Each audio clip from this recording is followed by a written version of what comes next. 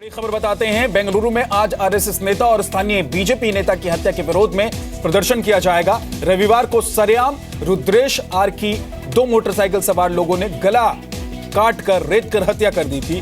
बेंगलुरु में रुद्रेश की हत्या उस वक्त हुई जब वो आरएसएस का पथ संचालन कर लौट रहे थे।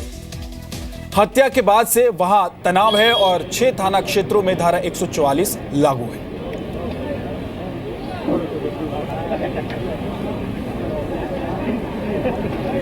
रुद्रेश की हत्या के बाद बेंगलुरु में तनाव के हालात हैं। हालांकि सुरक्षा के कड़े इंतजाम किए गए हैं। बेंगलुरु में आरएसएस के कार्यकर्ता की हत्या के बाद से यह तनाव देखने को मिल रहा है और प्रदर्शन भी है। इस पूरे मामले को लेकर तस्वीरें आप देख रहे हैं। सुरक्षा के पुख्ता इंतजाम किए गए हैं, लेकिन वहां पर प्रदर्शन करने वाले लोग भी पहुंच गए हैं। सड़कों पर लोग उतर आए हैं। इस हत्या के खिलाफ आरएसएस के कार्यकर्ता की हत्या हुई है। कुछ दिन पहले ही केरल में एक सीपीएम के नेता मोहनन की हत्या कर दी गई थी। तब आरएसएस कार्यकर्ताओं पर सीपीएम नेता की हत्या का आरोप लगा था। इसके बाद केरल के ही कन्नूर में एक बीजेपी कार्यकर्ता की हत्या कर दी गई। बीजेपी ने हत्या का आरोप सीपीएम कार्यकर्ताओं पर लगाया। पिछले कुछ दिनों में तीसरी राजनीतिक हत्या है ये।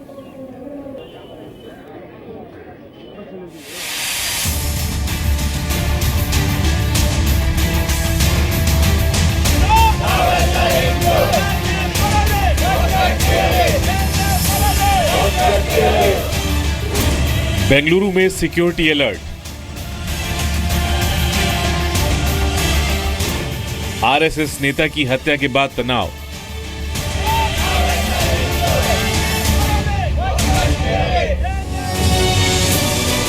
बेंगलुरु की सड़क पर यह सुरक्षा व्यवस्था कल आरएसएस और स्थानीय बीजेपी नेता की हत्या के बाद फैले तनाव की वजह से है। दरअसल कल बेंगलुरु के भीड़ भाड़ वाले इलाके में संघ कार्यकर्ता की हत्या कर दी गई। 35 साल के रुद्रेश आरएसएस के कार्यक्रम से घर लौट रहे थे। तभी कुछ दोस्तों से बात करने के लिए वो शिवाजी नगर में रुके। रुद्रेश दोस्तों से बात कर ही रहे थे, तभी घात लगाए 2 अज्ञात बाइक सवार हमलावरों ने उन पर तेज धार वाले हथियार से अचानक हमला कर दिया। हमले में आरएसएस कार्यकर्ता रुद्रेश और उसके दोस्त की मौत हो गई। रुद्रेश शिवाजी नगर संघ शाखा के प्रमुख थे। वारदात के वक्त वो पथ संचालन से लौट रहे थे। हत्या के बाद से वहां तनाव है और 6 इलाकों में धारा 144 लागू कर दी गई। A case of fatal assault on a youngster has been reported in Commercial Street Police Station. The case has been taken up. Teams have been deployed. Investigation is going on.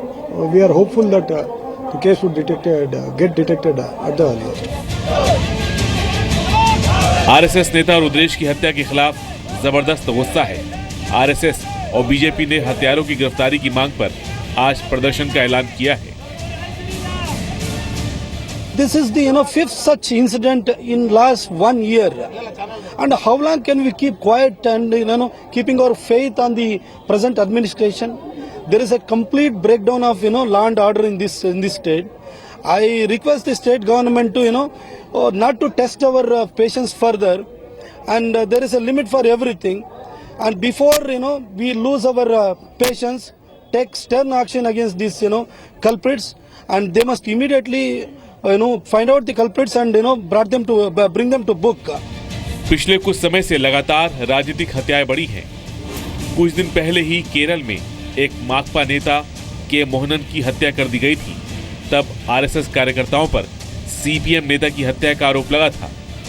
इसके बाद केरल के ही कन्नूर में एक बीजेपी कार्यकर्ता की हत्या कर दी गई। बीजेपी ने हत्या का आरोप सीपीएम कार्यकर्ताओं पर लगाया है। पिछले कुछ दिनों में ये तीसरी राजनीतिक हत्या है। सवाल यह है कि विचारधाराओं के न मिलने पर क्या राजनीतिक हत्या को उचित ठहराया जा सकता है? क्यों नहीं पार्टियां अपने अपने कार्यकर्ताओं पर लगाम लगाती हैं? ब्यूरो रिपोर्ट, जी मीडिया। और सीधे रुख करते हैं, प्रसाद भोसेकर हमारे साथ जुड़ गए हैं। उनका प्रसाद, एक के बाद एक हत्याएं हो रही हैं। आज जो ताजा हत्या हुई है आरएसएस के कार्यकर्ता की, उसकी वजह से किस तरह का माहौल है, कितना तनाव है बेंगलुरु में?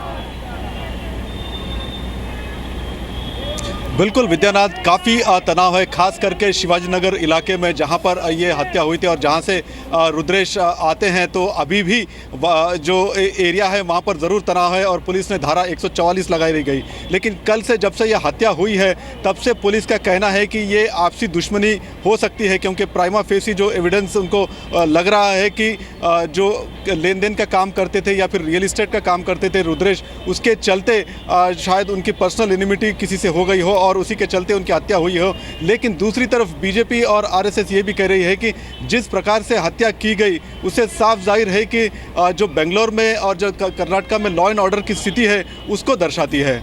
लेकिन प्रसाद भोसेकर, सवाल ये उठता है कि एक के बाद अगर एक इस तरह की हत्याएं होती हैं तो फिर सवाल भी उठेंगे और कहीं ना कहीं राजनीति तो जुड़ी हुई है, इसको आप दरकिनार नहीं कर सकते।